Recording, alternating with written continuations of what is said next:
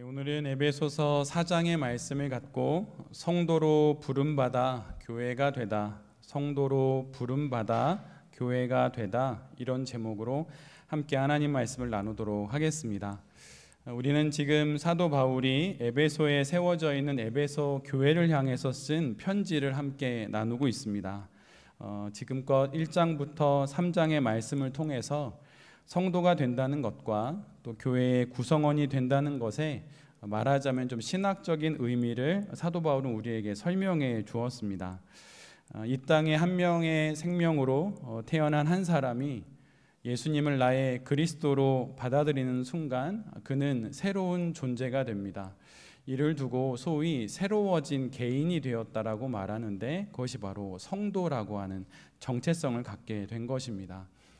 이 땅에 태어난 모든 사람들이, 모든 생명이 당연히 그리스도인이 되고 성도가 되어야 하지만 아직 그 은혜를 다 누리고 있지는 않습니다.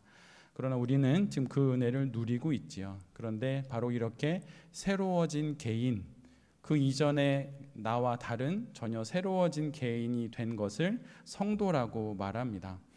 그런데 바로 그 새로워진 개인들이 모여서 이루게 된 새로운 사회가 있는데 그것이 바로 교회라고 하는 것이에요. 그래서 그 새로워진 개인들이 성도라는 이름으로 모여서 새로운 사회를 만들어 놓게 되는데 그것이 바로 교회라고 하는 것입니다. 이걸 좀 더 달리 우리가 좀 많이 들어왔던 이야기로 말하자면 하나님 나라를 우리 모두가 경험하고 있다는 것이에요. 특별히 에베소서는 새로운 사회인 에베소 교회 안에서 이방인과 유대인이 하나가 되고 또 화목을 이루면서 또 그 안에서 또 다른 새로운 개인이라고 말할 수 있는 새신자들, 그 새로운 성도들이 생겨나는 일들을 경험하고 있는 것입니다. 이제 사도는 새로워진 개인이 모여 이룬 새로운 사회인 교회에게 한 가지를 제시하는데 그것이 바로 4장 이후의 내용입니다. 그것은 무엇이냐면 새로운 기준을 제시하고 있어요. 즉 1장부터 3장까지는 하나님이 하신 일이라고 말한다면 4장부터 마지막 장까지는 하나님을 알지 못했던 죄인에서 이젠 하나님을 아는 성도가 된 새로워진 개인들이 그의 삶 속에서 이루어야 할 거룩한 소양과 거룩한 태도, 경건한 존재로서의 그 삶에 대해서 이야기를 한다는 것입니다. 근데 바로 이것이 정확하게 로마서의 기록 순서와 똑같은 모양을 갖고 있습니다. 예전에 한번 말씀드렸던 것처럼 로마서는 구원에 대한 이야기를 땅에서부터 위로 적어 올라가는 것이라고 말씀드렸고 에베소서는 구원에 대한 이야기를 하늘에서부터 아래로 적어 내려온 것이라고 말씀을 드렸습니다. 로마서는 죄인 된 우리의 상황, 또 우리의 어쩔 수 없는 수많은 죄악들, 그것으로부터 받게 된 복음, 이런 식으로 땅에서부터 시작하지만 에베소서는 영광스러운 하나님께서 이 땅에 내려오심으로 이루시게 되시는 일들을 위에서 아래를 내려다보는 시선으로 기록했다고 그렇게 말씀을 드렸습니다. 비록 복음을 설명함에 있어서, 구원을 설명함에 있어서 그 방향이 서로 좀 다르기는 하지만 그 내용적인 구성은 똑같습니다.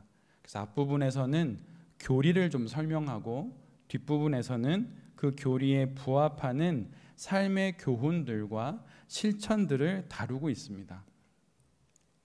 그래서 4장부터는 이제는 권면의 이야기가 많고 또 의무와 책임의 이야기가 많고 또한 실천적인 신앙으로 우리의 영혼의 시선을 집중케 합니다. 그런 안목으로 이제 4장 이후를 보아야 하는 것이에요.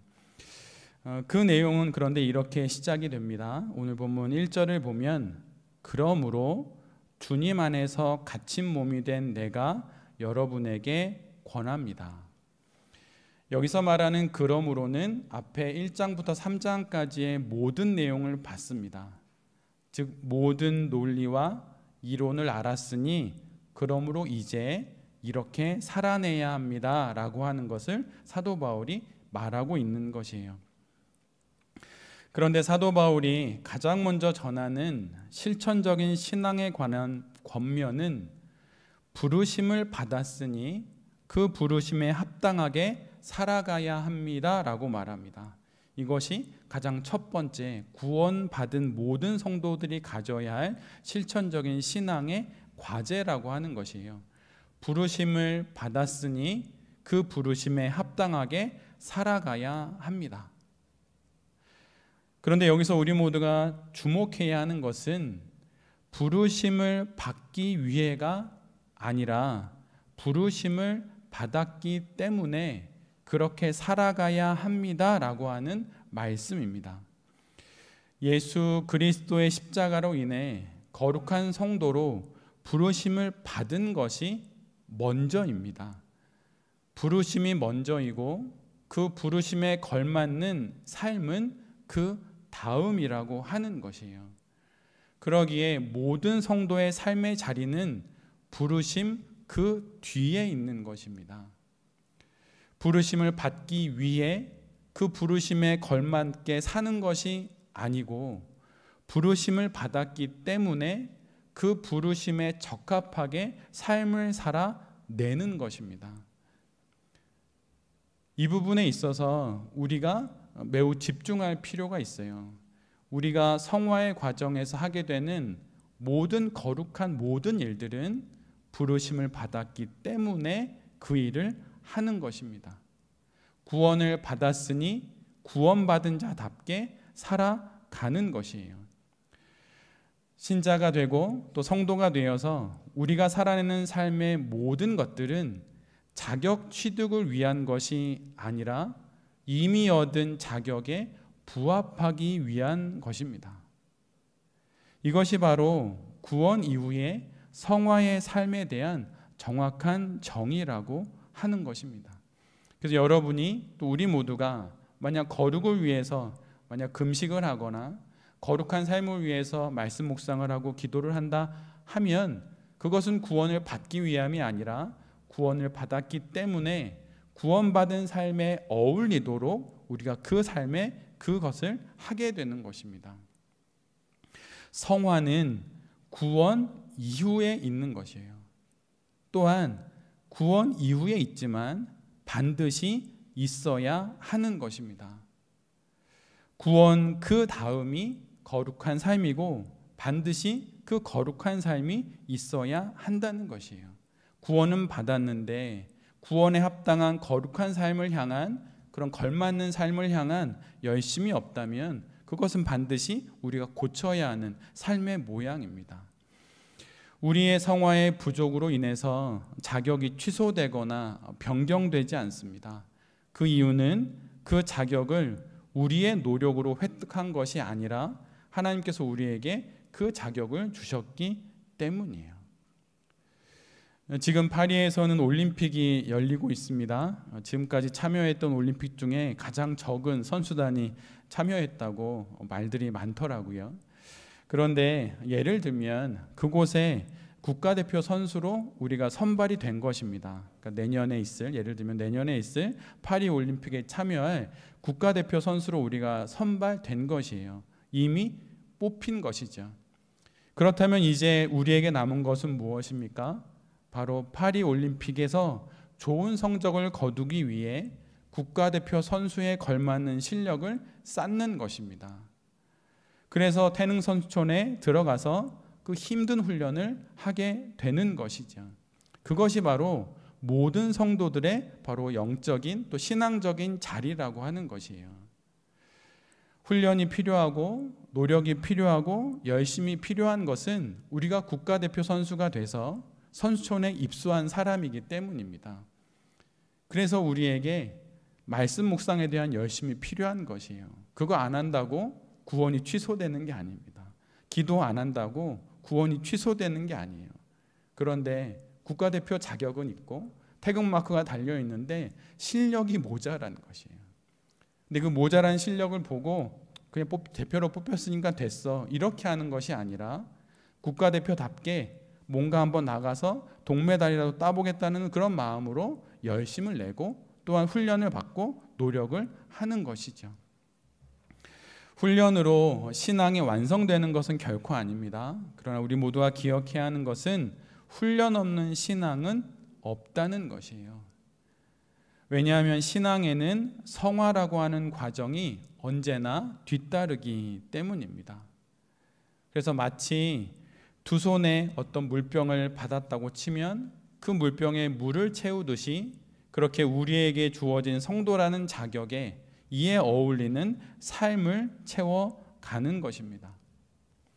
우리의 말씀 묵상의 이유가, 우리의 기도의 이유가, 우리의 거룩한 삶의 이유가 바로 이 채워감에 있는 것이에요. 여러분은 얼마나 잘 채워가고 계십니까?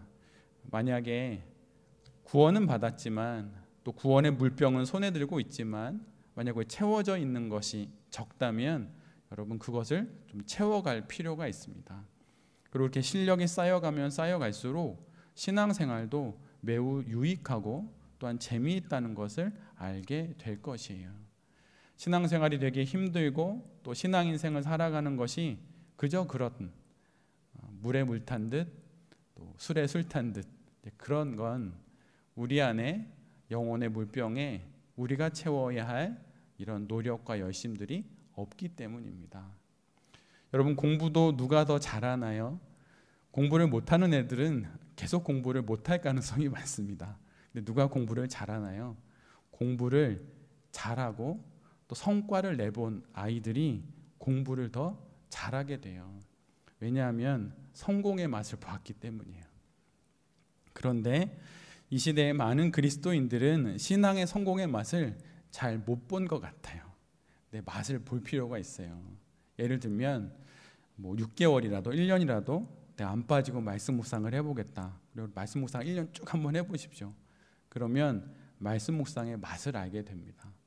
그러면 두 번째 해가 돼도 하지 말라고 그래도 또 하게 되는 거죠. 근데 그 맛을 모르니까 그것을 좀 하면 힘들고 그렇게 되는 거예요. 여러분 물리학도 아니죠. 학교에서 배우는 물리에 보면 어떤 물체를 움직이게 할 때 언제가 제일 에너지가 많이 드나요? 그건 정지해 있을 때예요. 그때가 제일 많이 힘이 듭니다. 근데 일단 한번 굴리면 그 힘이 좀 적게 들지요. 신앙의 원리도 이 물리의 원리와 크게 다르지 않습니다. 먼저 굴려봐야 하는 것이에요. 말씀 묵상을 한 달이라도 꾸준히, 아니면 홀리위크 정도라도 꾸준히 한번 해보면 그 맛을 알게 되죠. 중간에 힘들면 잠깐 쉬더라도, 휴게소 들리듯 잠깐 쉬더라도 또다시 그 맛을 아니까 굴리게 되는 것이에요. 그런 삶을 통해서 우리가 부르심에 합당한 그 삶을 살아내기 시작하는 것입니다. 우리 모두에게 새로운 개인이 된, 또 함께 모여서 새로운 사회가 된 우리 교회에 하나님께서 이처럼 새로운 기준을 말씀하십니다. 이미 바른 그 부르심에 합당한 삶을 살아내라고 말이죠. 무엇을 선택하든 여러분이 무엇을 결정하든 이것이 바로 성도의 기준이고 그 성도들이 모여있는 교회의 기준입니다. 분별의 기준, 선택의 기준, 결정의 기준이 바로 이 부르심에 합당한 것을 선택하고 결정하는 것이라고 오늘 사도 바울은 그 긴 에베소서 마지막 장까지 이어지는 이 교리를 아는 모든 성도들에게 권하는 첫 번째 권면이라고 하는 것이죠. 이 사실을 기억하면서 부르심에 합당한, 이미 부르심 받은 구원에 합당한 그 삶을 위해서 표대를 향하여 나아가는 그런 열심이 가득한 운동선수와 같은 그런 인생이 우리 모두의 인생이 되기를 간절히 바랍니다. 새로운 기준을 제시한 사도는 이제 이 기준에 합당한 구체적인 내용들을 하나씩 이야기하기 시작합니다. 교회는 사랑의 터 위에서 자라고 세워져야 한다고 우리가 이미 3장에서 함께 나눴지요. 근데 그 사랑의 터 위에 자라고 또한 세워져가는 성도의 삶에, 그리고 교회에 나타나는 4가지 특징이 있다고 가장 먼저 이야기를 합니다. 그것을 단어로만 말씀드리면 겸손, 온유, 오래 참음, 그리고 서로 용납하는 것이에요. 겸손하고 온유하며 오래 참고 또한 상호 용납하는 것입니다. 그 말씀이 2절에 집중되어 있어요. 저희 한번 2절 같이 한번 읽어볼까요? 오늘 본문 2절의 말씀입니다. 함께 읽습니다. 시작. 겸손함과 온유함으로 깍듯이 대하십시오. 오래 참음으로써 사랑으로 서로 용납하십시오. 새로워진 개인과 그들이 모여 이루어진 새로운 사회인 교회가 사랑의 터 위에서 세워져 가는데 그때 나타나게 되는 부르심에 합당한 4가지 성품이 있는데 그것이 바로 방금 앞에서 말씀드린 이 4가지라고 하는 것입니다. 그런데 그 중에서 가장 먼저 첫 번째로 말하는 성품은 다름 아닌 겸손이에요.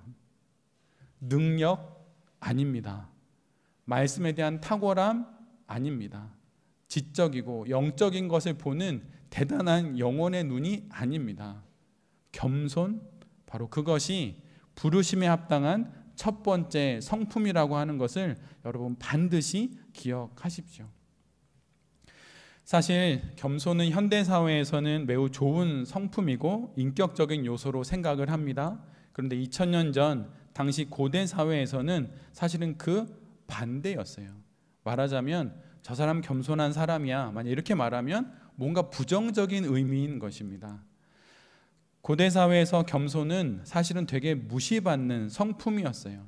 특별히 헬라어를 쓰는 헬라인들에게 겸손이란 단어는 칭찬과 연관돼서 사용한 적이 없습니다.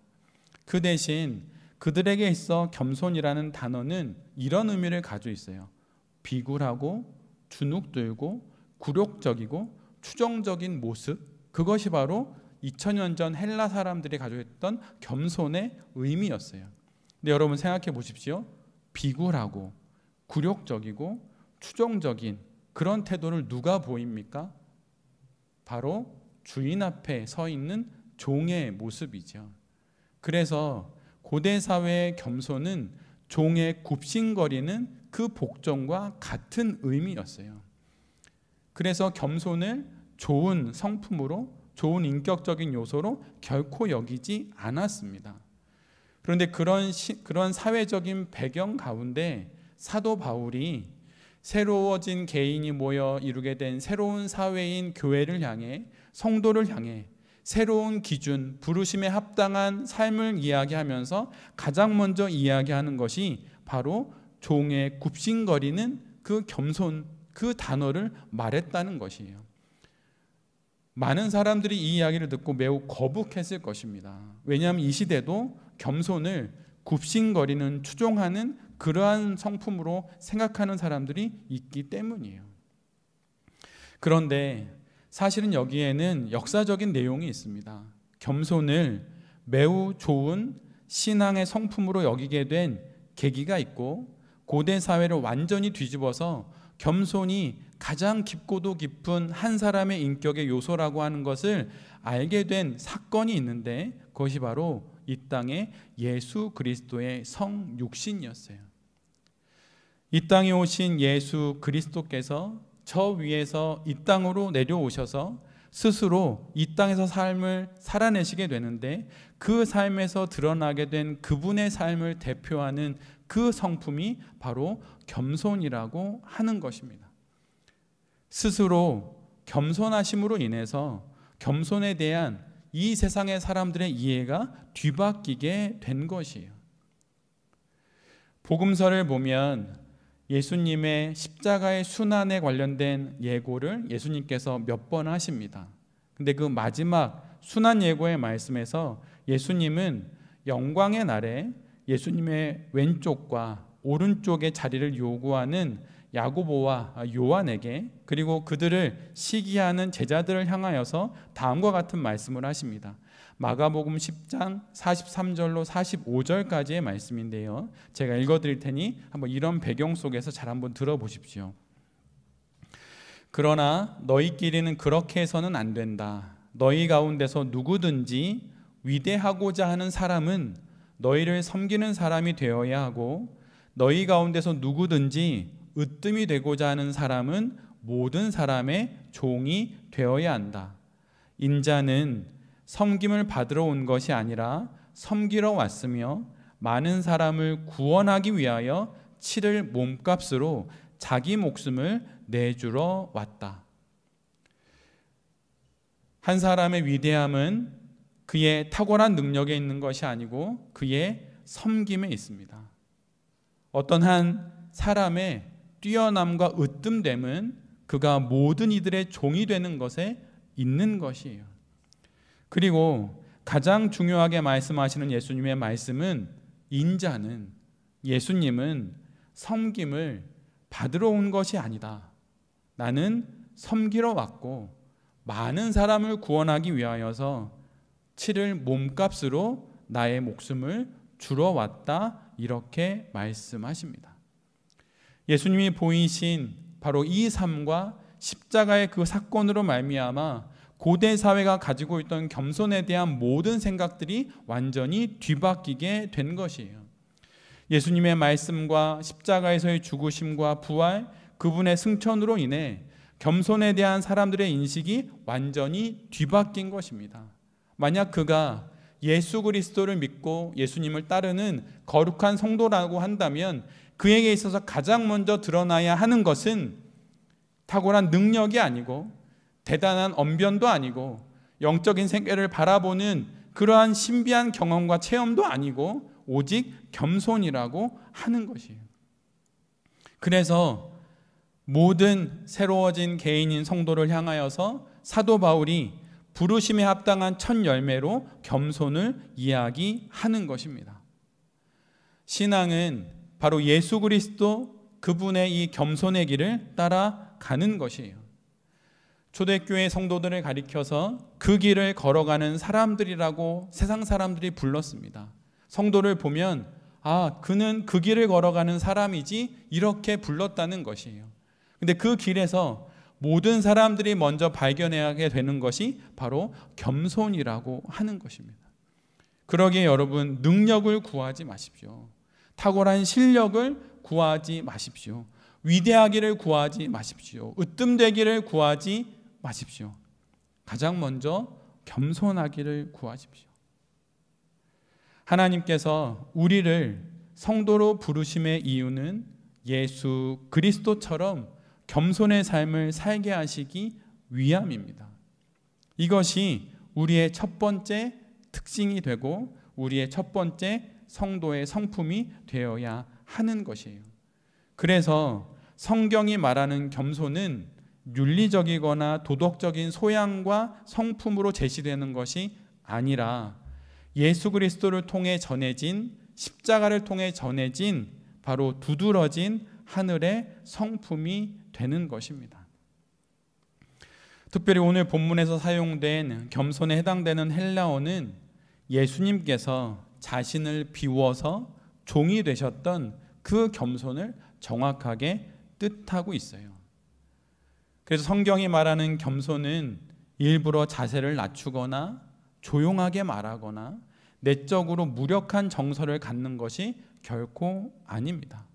오히려 그 반대이지요. 단단한 성품, 그 무엇으로도 꺾을 수 없는 그 성품, 십자가까지 질 수 있는 그 성품이 바로 겸손이라고 하는 것이에요. 그래서 여러분, 겸손은 매우 강인한 성품입니다. 오직 강인한 자만이, 오직 견고한 자만이 겸손할 수 있는 것이에요. 겸손은 우리에게 바로 이러한 모습으로 우리에게 제시되고 있고 우리 모두가 그 겸손의 성품을 따라 이 땅의 삶을 살아가야 하는 것입니다. 그리고 그 겸손을 가지고 있을 때 바로 그 교회는 그 겸손을 통하여서 하나가 될 수 있는 것이에요. 모든 하나됨, 모든 일치의 이면을 들여다보면 거기에서 발견하는 것이 있는데 그것은 바로 겸손이라고 하는 것입니다. 반면에 모든 불일치의 이면을 들여다보면 거기에서 발견되는 것은 바로 교만이에요. 그래서 교회가 하나 되기 위해 모든 일치의 비결이 있다면 그것은 바로 겸손해야 하는 것입니다. 목사라고 중직자라고 만약 몸이나 어깨에 힘이 딱 들어가고 뻣뻣하고 그거는 여러분 교회를 하나 되게 할 수 없는 것이에요. 그리고 모든 성도들 역시 마찬가지입니다. 내가 겸손할 때 내가 나의 영혼의 머리를 하나님께 숙이고 그 마음으로 성도들에게 사랑의 머리를 숙일 때 그때 비로소 교회는 하나로 일치될 수가 있는 것입니다. 하나의 이념과 하나의 목회 철학과 하나의 교회의 어떤 사명을 제시하는 것으로 결코 교회는 하나 될 수 없습니다. 사랑의 터 위에 세워지는 교회는 오직 겸손을 통하여서 하나 될 수 있는 것이에요. 우리의 일상생활에서도 우리는 겸손한 사람을 본능적으로 좋아하게 됩니다. 왜냐하면 그 겸손을 통하여서 그가 나를 존중해 준다는 것을 알게 되기 때문이에요. 그래서 그와 함께하기를 좋아하고 그와 지내고 그를 만나는 것을 너무 기뻐하게 됩니다.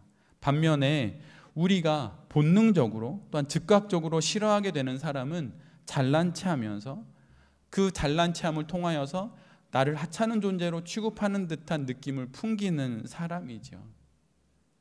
그것으로 어찌 하나가 될 수 있겠습니까? 예수 그리스도 안에서 세워진 새로운 사회인 교회는, 그리고 그 사회의 구성원인 성도는 바로 이 강인한 성품인 겸손을 통해 서로를 존중하고 조화를 이루고 일치를 이루어서 새로운 사회인 교회를 세우게 되고 또한 그 교회는 자라나게 되는 것이에요. 이런 신학적인 이해를 갖고 조금 편하게 이야기하자면 이 시대의 겸손은 그럼 무엇으로 표현될까요? 말하자면 잘 웃는 것으로 나타날 수 있습니다. 내면이 강인한 사람은 여러분 잘 웃어요. 그리고 많이 좀 부드러우니까 이제 그런 게 드러나겠지요.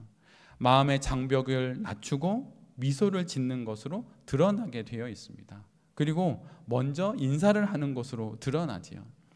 외국에 가보면 경험하게 되는 게 있지요. 길거리를 지나가는데 처음 보는 사람인데 나를 보고 인사를 합니다. 하이 이렇게 인사하잖아요. 외국에 처음 갔을 때 좀 되게 약간 낯설었는데 며칠 있다 보니까 되게 좀 좋더라고요. 그런 게. 근데 우리는 어떤가요?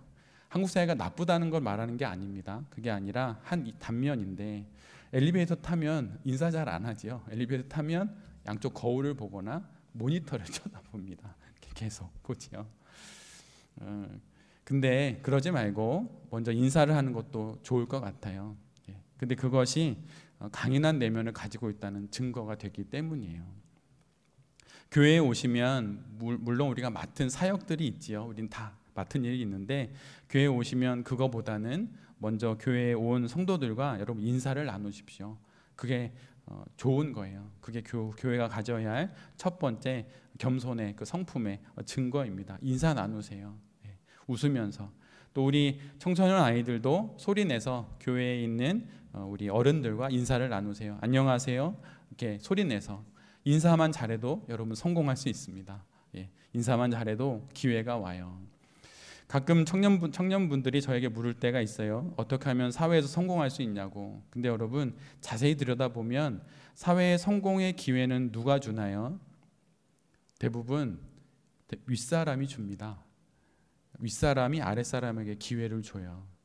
그래서 인사를 잘하면 그 기회가 나에게 많이 오는 거예요.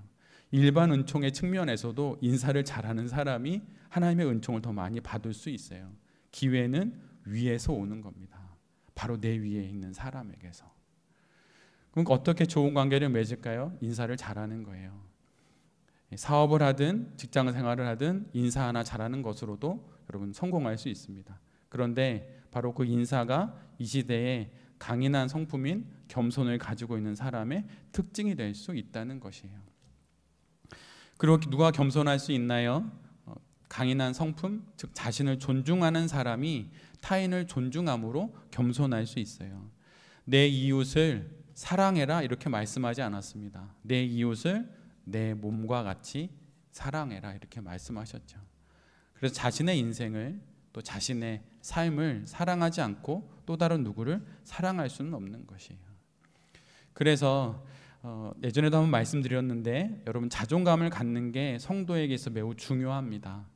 자존감은 자신을 좋아하는 마음이고, 자존심은 자신을 지키려는 마음이며, 자신감은 자신을 신뢰하는 마음이라고 말씀을 드렸어요. 자신을 좋아하지도 않고 자신을 지키려 하지도 않고 자신을 신뢰하지도 않는 사람의 어떠한 배려를 받는 건 그가 겸손으로 느끼지 않습니다. 그래서 여러분, 자신을 참으로 존중할 줄 알아야 해요. 여러분이 어떤 성과를 거두든 못 거두든 상관이 없습니다. 오직 하나님의 부르심을 받았다는 그거 하나만으로도 여러분은 이 땅을 살아갈 만한 충분한 존재예요. 그래서 여러분, 자존감을 가져야 합니다. 그리고 그 무엇으로도 여러분 스스로가 상해지지 않도록 자신을 지켜내려는 마음이 있어야 하는 것이에요. 과거의 상처든 미래에 대한 불안이든 그런 것으로 인해서 현재의 나를 지켜내지 못하려고 하는 것들이 벌어진다면 여러분, 그것은 안 되는 일들이에요. 또한 내가 나를 신뢰하지 않는데 어느 누가 나의 말과 나의 의견을 신뢰해 줄 수 있겠습니까? 그런 일은 없는 것이에요. 그래서 여러분, 자신을 잘 하나님 안에서 돌아보면서 자신의 선택과 결정에 신뢰할 수 있어야 합니다. 그런데 이 모든 것이 겸손이 있을 때 가능한 것이에요. 하나님 앞에서 부르심에 합당한 겸손의 열매를 맺어 나갈 때 자존감도 자존심도 자신감도 생기게 되는 것입니다. 하나님께 전적으로 나의 삶을 의존하는 존재가 될 때, 그때 우리는 겸손할 수 있고 거기로부터 일어나는 수많은 삶의 좋은 열매인 자존감과 자존심과 자신감을 갖고 이 땅의 삶을 살아가는 거룩한 성품의 성도가 되는 것이에요. 마지막으로 여러분, 만약 우리가 겸손하게 살면 우리에게 어떤 일이 벌어질까요? 잠언 22장 4절엔 이렇게 이야기를 하고 있어요. 겸손과 여호와를 경외함의 보상이 있는데 그것은 재물과 영광과 생명이니라. 겸손은 사람을 향해서는 겸손으로 드러나고 하나님을 향해서는 경외함으로 나타나게 됩니다. 이게 상호 의존적인 것이죠.